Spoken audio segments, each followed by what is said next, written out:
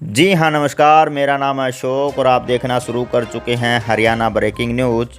कांग्रेस में नाराज़गी के चलते कुलदीप बिश्नोई कभी भी भारतीय जनता पार्टी को ज्वाइन कर सकते हैं। अगर कुलदीप बिश्नोई कांग्रेस को अलविदा कहकर भारतीय जनता पार्टी को ज्वाइन करते हैं तो आदमपुर सीट पर उपचुनाव होना तय है, क्योंकि विधानसभा चुनाव अब 2024 में होंगे और इतने समय तक सरकार कभी नहीं चाहेगी कि यह सीट खाली रहे। अगर कुलदीप बिश्नोई भारतीय जनता पार्टी को ज्वाइन करते हैं तो राजनीतिक सियासी समीकरण में क्या बदलाव होंगे एवं कुलदीप बिश्नोई के लिए उपचुनाव जीतना कितना आसान होगा व कितना कठिन होगा, आज इसी विषय पर हम चर्चा करने वाले हैं। दरअसल कुलदीप बिश्नोई भाजपा में आने की पूरी तैयारी में हैं। कांग्रेस में बरकरार उनकी नाराज़गी व भारतीय जनता पार्टी अध्यक्ष जेपी नड्डा व केंद्रीय मंत्री अमित शाह से मुलाकात ने इस बात का आपको संकेत भी दे दिया है। दरअसल देखा जाए तो कुलदीप बिश्नोई भारतीय जनता पार्टी की दहलीज पर हैं और कभी भी भारतीय जनता पार्टी को ज्वाइन कर सकते हैं। कुलदीप के भाजपा में शामिल होने से कई सियासी समीकरण में बदलाव होने वाला है। कुलदीप बिश्नोई के लिए उपचुनाव में जीत दर्ज करना कितना आसान होगा व कितना मुश्किल होगा, यह तो समय ही बताएगा।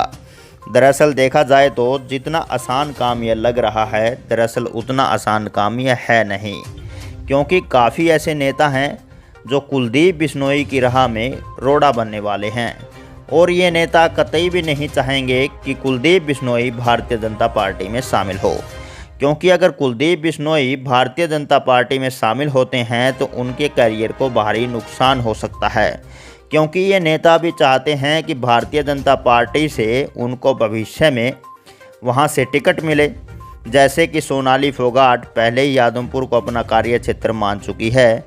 वीरेंद्र टुमरखिया, जिनके पुत्र हिसार से हाल ही में सांसद हैं, सतेंद्र मुंड, जिन्होंने पहले कांग्रेस से आदमपुर विधानसभा क्षेत्र से चुनाव लड़ा था और हाल ही में वे भारतीय जनता पार्टी में हैं। और भी काफ़ी ऐसे नेता हैं जिनको कुलदीप के बीजेपी में आने से भारी नुकसान होने वाला है। हो सकता है कि इन नेताओं को कुलदीप के बीजेपी में आने से पार्टी भी बदलनी पड़े।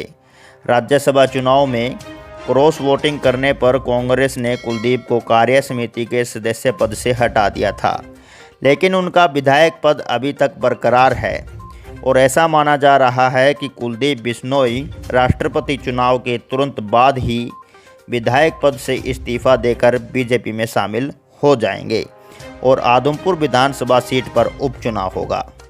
हरियाणा जजपा भाजपा गठबंधन की सरकार में यह तीसरा उपचुनाव होने वाला है। इससे पहले बड़ौदा व ऐलनाबाद सीट पर पहले ही उपचुनाव हो चुके हैं। बड़ौदा में इंदू नरवाल व ऐलनाबाद में इनेलो प्रत्याशी अभय चौटाला उपचुनाव जीते थे, लेकिन आदमपुर में देखा जाए तो परिस्थितियां बिल्कुल अलग होने वाली है।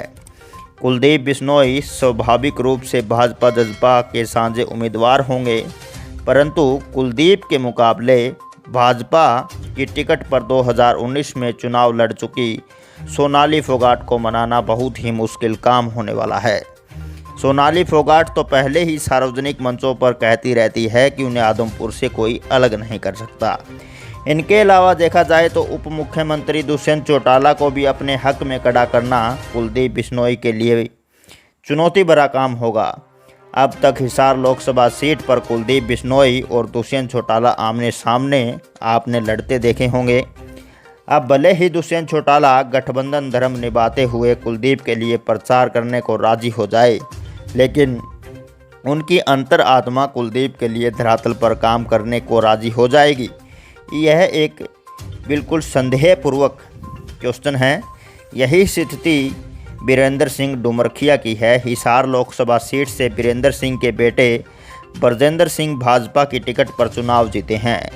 उन्होंने कुलदीप के बेटे भव्य को कांग्रेस उम्मीदवार के रूप में जमानत जब्त कराई थी। आदमपुर हिसार संसदीय क्षेत्र का ही हिस्सा है।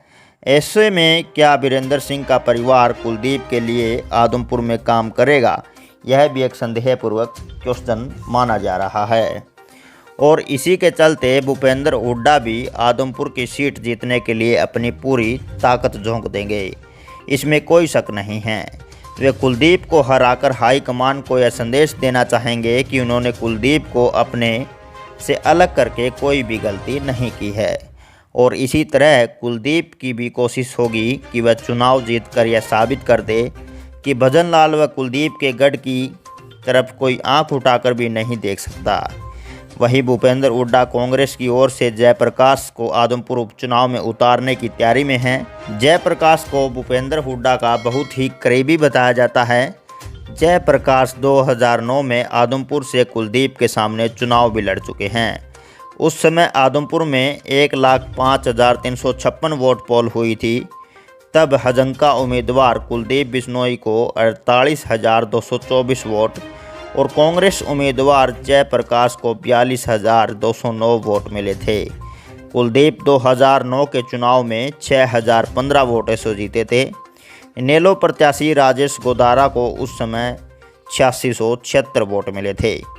2014 में कांग्रेस प्रत्याशी रहे सतेंद्र सिंह 2019 में भाजपा में शामिल हो गए थे, परंतु अब कुलदीप बिश्नोई के भाजपा में आने के बाद कांग्रेस व आम आदमी पार्टी दोनों ने दरवाजे खोल दिए हैं। सोनाली फोगाट के लिए भी आम आदमी पार्टी के दरवाजे खुले हैं। बताया जा रहा है कि सोनाली पर आईएनएलडी भी दांव लगा सकती है, क्योंकि आईएनएलडी महासचिव अभय सिंह चौटाला आदमपुर में अपनी पार्टी को हर हाल में चुनाव लड़ाने की तैयारी में है। क्योंकि 2014 चुनाव की बात करें तो इनेलो आदमपुर में दूसरे स्थान पर रही थी। 2014 में आईएनएलडी की तरफ से कुलबीर बेनीवाल चुनाव लड़े थे, जो कि दूसरे नंबर पर थे। कांग्रेस की सीट पर चुनाव लड़ रहे सतेंद्र उस समय तीसरे नंबर पर थे। अगर हम 2019 के चुनावी समीकरण को लेकर चलें तो 2019 में आदमपुर में 1,62,720 वोटों में से 1,23,208 वोट पोल हुई थी। कांग्रेस उम्मीदवार कुलदीप बिश्नोई को 63,693 वोट मिले थे। भारतीय जनता पार्टी के उम्मीदवार सोनाली फोगाट को 34,222 वोट मिले थे। वो उस समय दूसरे स्थान पर थी। कुलदीप बिश्नोई 29,471 वोट से विजयी हुए थे। तीसरे स्थान पर जेजेपी के रमेश कुमार को 15,457 वोट मिले थे। अगर भारतीय जनता पार्टी व जेजेपी के वोटों को जोड़कर कुलदीप के निजी वोटों में शामिल कर लिया जाए तो बात अलग होगी, लेकिन कांग्रेस को मिले वोट कुलदीप के हैं ऐसा भी बिल्कुल नहीं कहा जा सकता। इससे अनुमान लगाया जा रहा है कि जितना कुलदीप के लिए उपचुनाव जीतना आसान लग रहा है उतना है नहीं। कुलदीप बिश्नोई को इस काम के लिए कड़ी मशक्क़त करनी पड़ सकती है, क्योंकि काफ़ी ऐसी बाधाएं हैं जो कुलदीप बिश्नोई के रास्ते में रोड़ा बनने वाली है। आपको इस वीडियो से क्या संकेत मिला हमें कमेंट करके ज़रूर बताइएगा। और अगर आपने इस चैनल को सब्सक्राइब नहीं किया तो अभी कर ले, क्योंकि आदमपुर से जुड़ी हर जानकारी हम आपको देते हैं सबसे पहले।